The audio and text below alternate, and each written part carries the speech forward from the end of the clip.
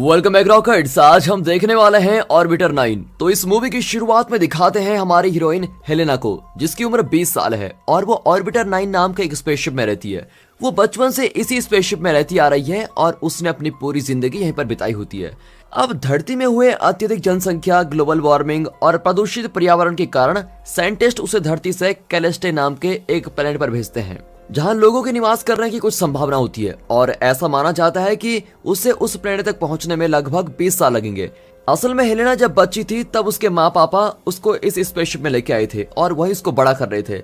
लेकिन 3 साल पहले ऑर्बिटर 9 में किसी खराबी होने की वजह से वहां ऑक्सीजन सप्लाई की कमी होने लगी थी और इसीलिए उसके माँ पापा को एक ऐसा फैसला लेना पड़ा जो उन्होंने कभी सोचा भी नहीं था।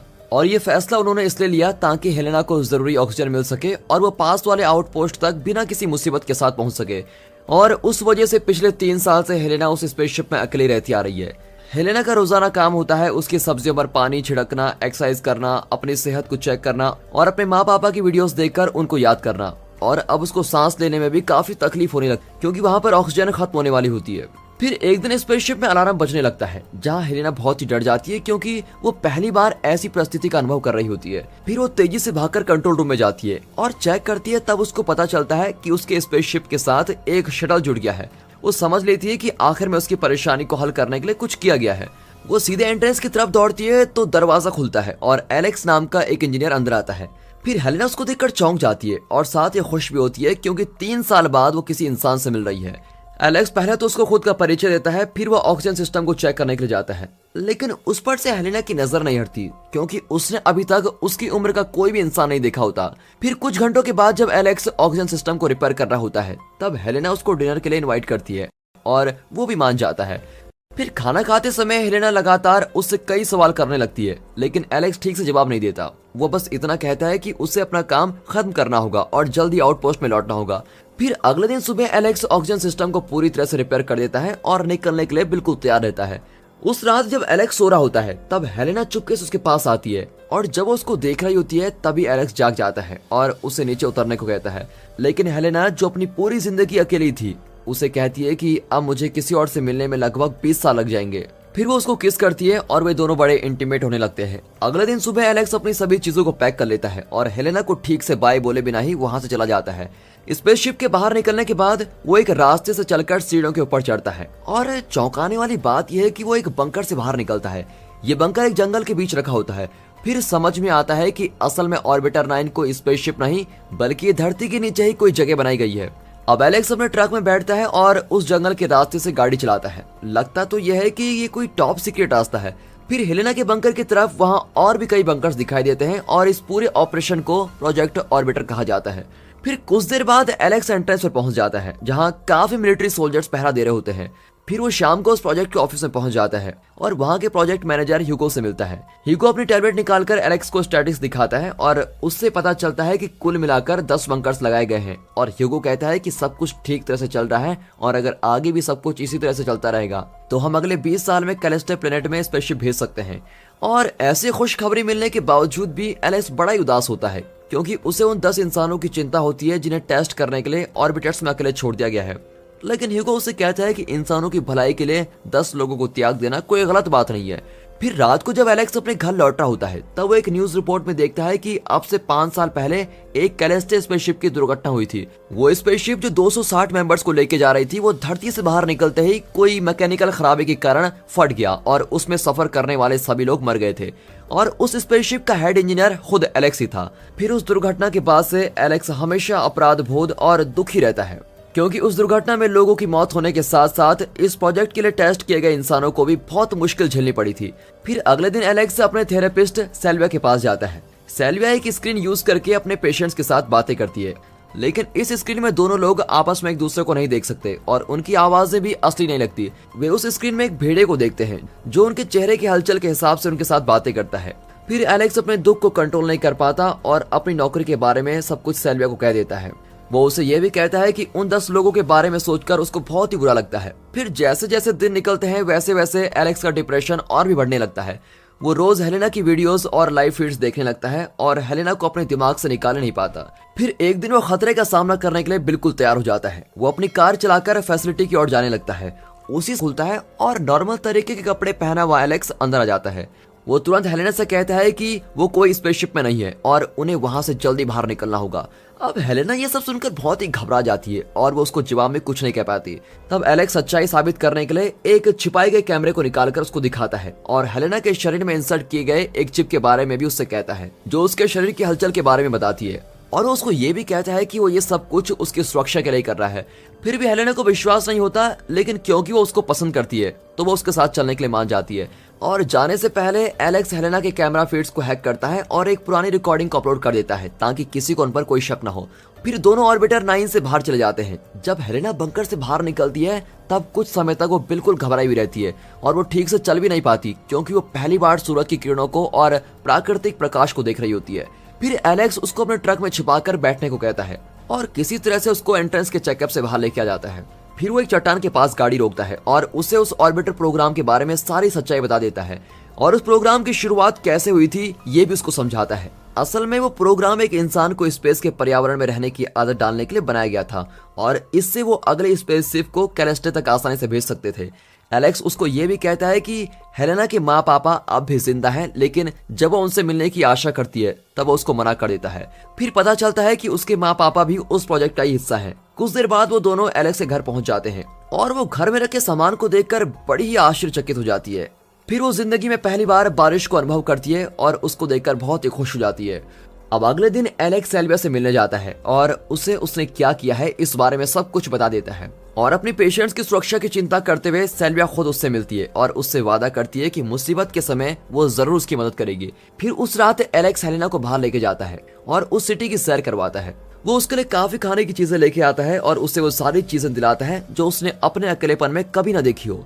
फिर जब हेलेना समुद्र के बारे में बात करती है तब एलेक्स उसको एक एक्वेरियम में लेके जाता है और उसे अलग अलग तरीकों की मछलियों के बारे में समझाता है। अब अगले दिन सुबह एलेक्स हेलेना को अपने प्राइवेट ऑफिस में लेके जाता है जहां उसने कई कंप्यूटर्स को सेट किया होता है। वो उसको समझाता है कि इस जगह से वो सारी ऑर्बिटर्स पर नजर रखता है और उनकी प्रोग्रेस के बारे में जानकारी लेता है। और इन सभी बातों से हैरान होकर हेलेना उससे पूछती है कि तुम ऐसे निर्दयी कामों में क्यों मिले हुए हो। तब वो जवाब देता है कि ये काम मनुष्य जाति की भलाई के लिए किया जा रहा है। सभी ऑर्बिटर से जानकारी इकट्ठा कर और उनकी स्टेटस जानकर वे अगले स्पेसशिप को बिना किसी मुश्किल के कैलिस्टर तक भेज पाएंगे। अब अगले सीन में एलेक्स हेलेना को एक नाइट क्लब में लेके जाता है और अपने दोस्तों से उसका परिचय करवाता है। उसके दोस्तों में से एक का नाम होता है डॉक्टर जियाओ और वो एक मशहूर फिजिशियन होता है। वो हेलेना से पूछता है कि उसका घर कौन से शहर में है, लेकिन हेलेना के इस पर कोई जवाब देने से पहले ही एलेक्स उसका ध्यान बटा देता है और दूसरे विषय पर बातें करने लगता है। वो ऐसा इसलिए करता है क्योंकि उसे हेलेना की आइडेंटिटी को गुप्त रखना होता है। फिर कुछ देर बाद वो सब ऑर्बिटर प्रोग्राम के बारे में बातें करने लगते हैं और कहते हैं कि वो किस तरह से मनुष्य जाति की भलाई होने में मदद करेगा। एलेक्स को लगता है कि वे अच्छा काम कर रहे हैं, लेकिन डॉक्टर जियाओ कहता है कि एक नए प्लेनेट की खोज करने के बदले उन्हें धरती में अच्छे बदलाव लाकर उसे रहने लायक बनाना चाहिए। फिर एक दिन एलेक्स हेलेना की पीठ पर कुछ रेशेस को देखता है और वो उसे अपने दोस्त डॉक्टर जियाओ के पास लेके जाता है। और हेलेना की जांच पड़ताल करने के बाद डॉक्टर जियाओ एलेक्स से कहता है कि उसकी स्किन बहुत ही सेंसिटिव है, यानी ऐसा लगता है कि वो कभी धूप में बाहर निकल नहीं पाएगी। फिर वो उसे पूरी तरह से चेक करने के लिए भेज देता है और वो एलेक्स से उसकी असली आइडेंटिटी के बारे में पूछता है। जियाओ भी शक करता है कि हेलेना भी ऑर्बिटर प्रोग्राम से जुड़ी हुई है और एलेक्स उसे सारी सच्चाई बता देता है। अब उस दिन शाम को जब एलेक्स कहीं बाहर गया होता है तब हेलेना उसके कमरे में जाती है और उसकी फाइल्स को देखने लगती है और एक फाइल में उसे उसकी कोई ऐसी जानकारी मिलती है जिसको पढ़कर वो बिल्कुल हैरान हो जाती है। उसे पता चलता है कि वो किसी की अपनी संतान नहीं है, बल्कि उसको सरोगेसी से पैदा किया गया है। फिर कुछ पन्नों के पलटने पर उसे उसके सरोगेट माँ बाप का एड्रेस मिल जाता है। अब इस सच्चाई से वो बिल्कुल हैरान हो जाती है और सोचती है कि एलेक्स ने उससे झूठ कहा और इस बात से भी परेशान होकर वो अपनी सारी चीजों को पैक करके अपने माँ पापा को ढूंढने के लिए बाहर चली जाती है। फिर एलेक्स अपने घर पहुंचता है और वो समझ लेता है कि हेलेना को सब कुछ पता चल गया है, जिससे वो बड़ा ही उदास होता है, लेकिन वो उसको ढूंढने के लिए कुछ नहीं कर पाता। फिर किसी तरह हेलेना अपने माँ पापा को ढूंढ लेती है और वो उनसे सवाल करती है कि उन्होंने उसे खुद से अलग क्यों कर दिया। अब उसकी माँ उसको समझा रही होती है कि तभी उसी समय उसके पापा पीछे से आते हैं और उसके हाथ को रेलिंग के साथ बांध देते हैं। फिर वो ह्यूगो को फोन लगाते हैं, लेकिन उसकी माँ अचानक उसके पापा के सर पर जोर से मारती है और हेलेना को बचाकर भागने के लिए मदद करती है। फिर वो कुछ घंटों के बाद एलेक्स से मिलती है और उससे सच्चाई छुपाने के लिए उसको कोसती रहती है। तब एलेक्स कोई जवाब नहीं दे पाता और उससे माफी मांगकर उससे गले मिल जाता है। लेकिन असली मुसीबत तो अब शुरू होती है। अब ह्यूगो और बाकी के लोगों को इनके भाग जाने की खबर मिल जाती है, इसलिए एलेक्स और हेलेना सब कुछ पैक करके वहां से निकल जाते हैं। फिर अगले दिन ह्यूगो ऑर्बिटर प्रोग्राम के चीफ बेनिफैक्टर कैथरीन से मिलता है और उसे इस पूरी परिस्थिति को समझाता है। अब ये सब सुनकर कैथरीन को बड़ा ही गुस्सा आता है क्योंकि उसके दो महत्वपूर्ण इंसान भाग चुके होते हैं। जब ह्यूगो उससे इसका हल मांगता है तब कैथरीन उससे कहती है कि सेल्विया एक अच्छी दिल की महिला होती है, इसलिए वो तुरंत उनकी मदद करने के लिए मान जाती है और उन्हें कमरे में लेके जाने से पहले कोई उसका दरवाजा खटखटाता है। तभी बाहर वो ह्यूगो और दो सोल्जर्स को खड़ा देखती है जो हेलेना को ढूंढते हुए वहां पर आगे होते हैं। फिर पता चलता है कि ह्यूगो ने एलेक्स के घर पर तलाशी ली थी और उसे वहां सेल्विया का कार्ड मिल गया था। फिर वे सभी लोग घर के अंदर आते हैं और सभी जगह ढूंढने लगते हैं। फिर वे एक थेरेपी बूथ में जाते हैं। ह्यूगो को पता नहीं होता कि एलेक्स और हेलेना दूसरी साइड पर खड़े हैं और वो सेल्विया को स्क्रीन ऑन करने को कहता है और स्क्रीन ऑन करते ही एलेक्स और हेलेना वहां इस तरह खड़े होते हैं और अपनी प्लक तक नहीं झपकाते क्योंकि अगर वो ऐसा करेंगे तो कंप्यूटराइज्ड भेड़िया की हलचल होगी और वो पकड़ जाएंगे। कुछ देर तक ऐसे ही चलता रहता है और फिर जब सेल्विया उन दोनों के बारे में बताने से मना कर देती है तब एक सोल्जर उसको शूट करके वहीं मार डालता है और इससे वो दोनों बड़े ही हैरान हो जाते हैं और वहां से भागने लगते हैं। फिर वे टेरेस पर चले जाते हैं और सोल्जर भी उनका पीछा करते हुए वहां पर पहुंच जाते हैं। वो दोनों किसी तरह से उनसे बचकर भागने की कोशिश करते हैं लेकिन वे एक डेड एंड पर पहुंच जाते हैं जहां उन्हें सभी ओर से घेर लिया जाता है। अब और कोई रास्ता न होने पर एलेक्स वहां से दूसरे टेरेस पर कूदने का फैसला करता है। पहले वो खुद कूद जाता है लेकिन जब हेलेना की बारी आती है तब वो डर कर कूद नहीं पाती और उसको एक सोल्जर पकड़ लेता है। फिर ह्यूगो और सोल्जर्स उसे अपने साथ लेके जाते हैं और एलेक्स वहीं से देखता है क्योंकि वो अब कुछ नहीं कर पाता। उस रात एलेक्स फिर से नाइट क्लब में जाता है और अपने दोस्त जियाओ से मिलता है और तब पता चलता है कि ह्यूगो और सोल्जर ने जियाओ की भी खूब पिटाई की होती है। जियाओ उसको दिलासा देते हुए कुछ बातें कहता है और ये भी कहता है कि हेलेना के टेस्ट रिजल्ट्स आ चुके हैं। वो कहता है कि हेलेना इस पर्यावरण में नहीं रह सकती और उसे जल्द ही ऑर्बिटर 9 में वापस जाना होगा। अब ये बात सुनकर एलेक्स को बहुत ही बुरा लगता है लेकिन उसके दिमाग में एक आइडिया आता है। उसी समय यहाँ पर ह्यूगो कैथरीन से मिलकर पूछता है कि क्या वो हेलेना को ऑर्बिटर प्रोग्राम में वापस ले जा सकते हैं, लेकिन कैथरीन उसको मना कर देती है और कहती है कि उसके लिए उनको बहुत पैसे खर्च करने पड़ेंगे। फिर वो उसे हेलेना को जल्द से खत्म करने को कहती है ताकि ये खबर कहीं और न फैल जाए।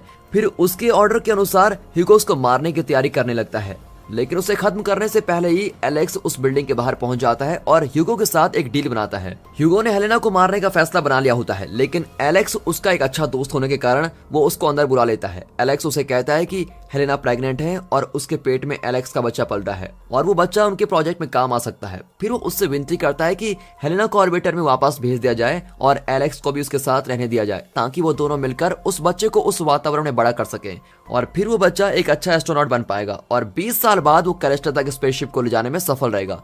अब ह्यूगो को भी ये आइडिया पसंद आता है और वो उन दोनों को ऑर्बिटर में जाकर रहने की अनुमति दे देता है।